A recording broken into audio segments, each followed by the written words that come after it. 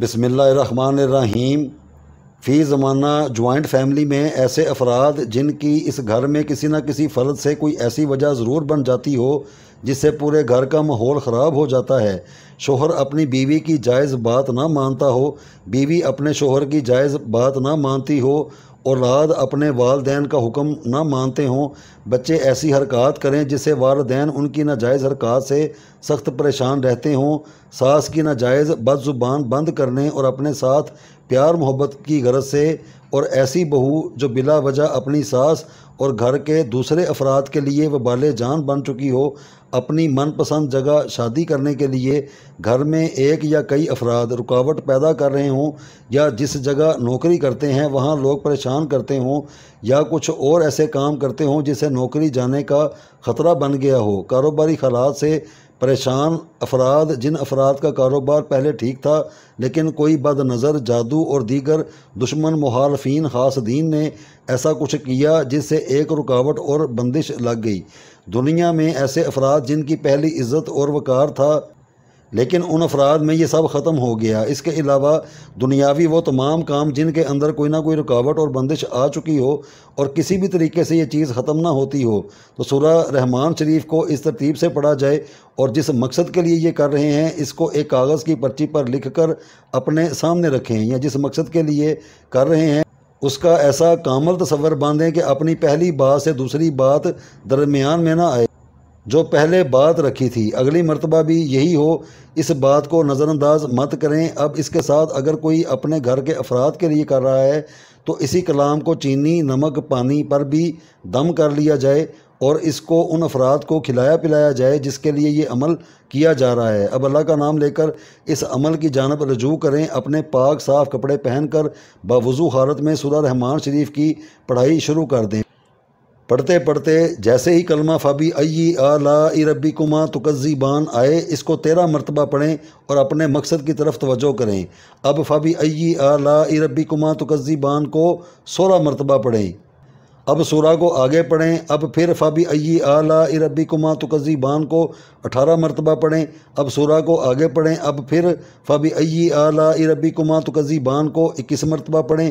اب سورہ کو آگے پڑھیں، اب پھر فبی ای آلاء ربکما تکذبان کو 23 مرتبہ پڑھیں۔ اب سورہ کو آگے پڑھیں، اب پھر فبی ای آلاء ربکما تکذبان کو 25 مرتبہ پڑھیں۔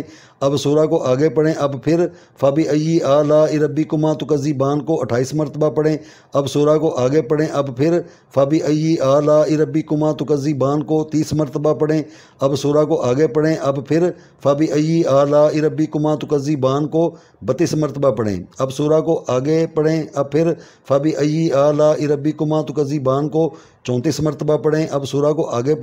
اب سورہ کو آگے پڑھیں، اب پھر فبی ای آلاء ربکما تکذبان کو 36 مرتبہ پڑھیں۔ اب سورہ کو آگے پڑھیں، اب پھر فبی ای آلاء ربکما تکذبان کو 38 مرتبہ پڑھیں۔ اب سورہ کو آگے پڑھیں، اب پھر فبی ای آلاء ربکما تکذبان کو 40 مرتبہ پڑھیں۔ اب سورہ کو آگے پڑھیں، اب پھر فبی ای آلاء ربکما تکذبان کو 42 مرتبہ پڑھیں۔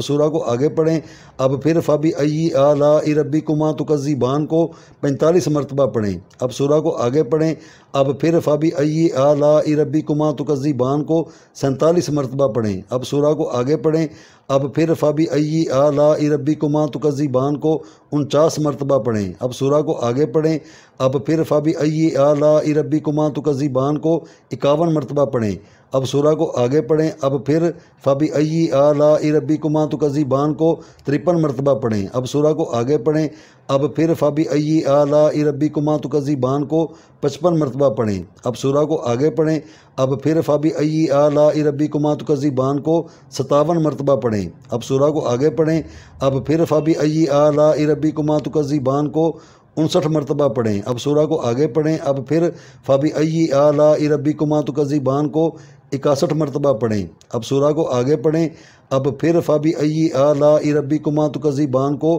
63 مرتبہ پڑھیں۔ اب سورہ کو آگے پڑھیں، اب پھر فبی ای آلاء ربکما تکذبان کو 65 مرتبہ پڑھیں۔ اب سورہ کو آگے پڑھیں، اب پھر فبی ای آلاء ربکما تکذبان کو 67 مرتبہ پڑھیں۔ اب سورہ کو آگے پڑھیں، اب پھر فبی ای آلاء ربکما تکذبان کو 69 مرتبہ پڑھیں۔ اب سورہ کو آگے پڑھیں، اب پھر فبی ای آلاء ربکما تکذبان کو 71 مرتبہ پڑھیں۔ اب سورہ کو آگے پڑھیں۔ اب پھر فبی ای آلاء ربکما تکذبان کو 73 مرتبہ پڑھیں۔ اب سورہ کو آگے پڑھیں۔ اب پھر فبی ای آلاء ربکما تکذبان کو 75 مرتبہ پڑھیں۔ اب سورہ کو آگے پڑھیں۔ اب پھر فبی ای آلاء ربکما تکذبان کو 77 مرتبہ پڑھیں۔ اب سورہ کو آخر تک پڑھ کر ختم کر دیں، اور اب یہاں اپنے خاص مقصد کا کامل تصور باندھ کر صرف فبی ای آلاء ربکما تکذبان کو 1433 مرتبہ پڑھ کر اللہ سبحانہ و تعالیٰ کے حضور دعا مانگیں۔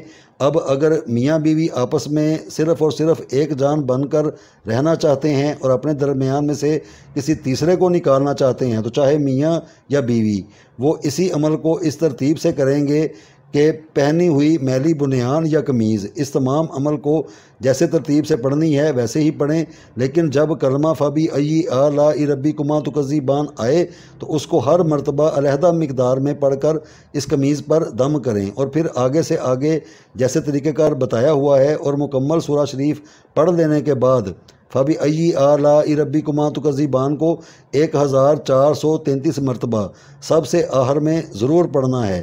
اب اس قمیض پر تھوڑا سا عطر یا خوشبو لگا کر شاپنگ بیگ میں ڈال کر اس کو اپنے پاس کسی ایسی محفوظ جگہ پر رکھیں جہاں کوئی دوسرا پہنچ نہ سکے۔ یہ قمیض اور بنیان والا عمل ایک دوسرے کو ایک دوسرے کے حق میں باندھنے کے لیے ہے۔ اگر کسی کے پاس قمیض یا بنیان نہیں یا متعلقہ فرد بہت دور رہتا ہو تو اسی عمل کو اسی ترتیب سے بطور وظیفہ متواتر جاری رکھا جائے جب تک اپنے مقصد میں کامیابی نہیں مل جاتی۔ یہ ایک خاص الخاص مجرب طریقہ کار سورہ شریف کا بتا دیا ہے۔ اب ہر کوئی مسلمان اس کو اپنے ہر جائز مقصد میں، چاہے ہر فرض نماز کے بعد ایک مرتبہ پڑھنے کا معمول بنا لے یا ایک خاص وقت میں اس کو ورد کر لیا کریں، اپنے تمام ان مقاصد میں جس کی غرض سے اس خاص سورہ شریف کا ورد کیا جائے گا۔ اپنا وقت اور جگہ دیکھ کر اس کو اپنی حکمت عملی کے ساتھ کریں۔ تمام مسلمانوں کو اس کی اجازت عام ہے۔ پرہیز اس میں صرف اچھے اور برے کاموں میں واضح فرق کی ہے، کھانے پینے اور کہیں پر آنے جانے کی کوئی پرہیز اس میں نہیں ہے۔